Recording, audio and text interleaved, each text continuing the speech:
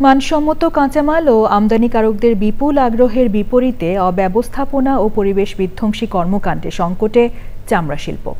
বিশেষজ্ঞরা বলছেন, পরিবেশ বান্ধব প্রযুক্তি, স্বাস্থ্যকর কর্মপরিবেশ নিশ্চিত ও টেকসই ট্যানারি ব্যবস্থাপনায় এই শিল্পের অগ্রযাত্রা যেমন নিশ্চিত হবে, তেমনি আসবে অর্থনৈতিক সমৃদ্ধি।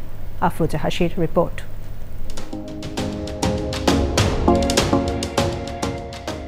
বিশ্বের সাথে তাল মিলিয়ে শিল্পায়নে বাড়তি গুরুত্ব দিচ্ছে বাংলাদেশ।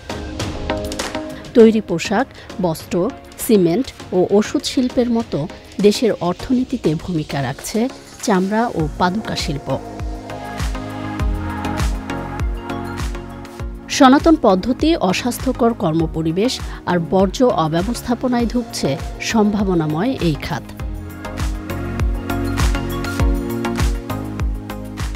তথ্য বলছে, দেশে বছরে 400 কোটি বর্গফুট কাঁচা চামড়া সংগ্রহ করা হলেও অব্যবস্থাপনা ও সনাতনী পদ্ধতির কারণে নষ্ট হয় 50 লাখ বর্গফুট।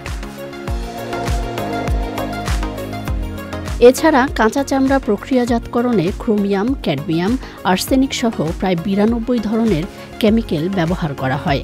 ভারী ধাতু মিশ্রিত এসব বর্জ্য পরিশোধন ছাড়াই ফেলা হচ্ছে নদী-নালা, খালে। এতে বায়ু, মাটি, পানি দূষণ সহ সামগ্রিক পরিবেশে ছড়াচ্ছে নানা রোগ জীবাণু। পরিবেশ সুরক্ষায় ব্যর্থ হওয়ায় শিল্পোন্নত দেশগুলোতে চামড়াজাত পণ্য রপ্তানিতে অনুমতি পায়নি দেশের অধিকাংশ কারখানা। এতে বছরে প্রায় $50 কোটি বৈদেশিক মুদ্রা আয় থেকে বঞ্চিত হচ্ছে বাংলাদেশ। এমন পরিস্থিতিতে ট্যানারিতে পরিবেশবান্ধব বর্জ্য ব্যবস্থাপনা ও নিরাপদ কর্মপরিবেশ নিশ্চিতে এই শিল্প যেমন এগোবে, তেমনি ত্বরান্বিত হবে অর্থনৈতিক অগ্রযাত্রাও। আফরোজা হাসি, চ্যানেল আই।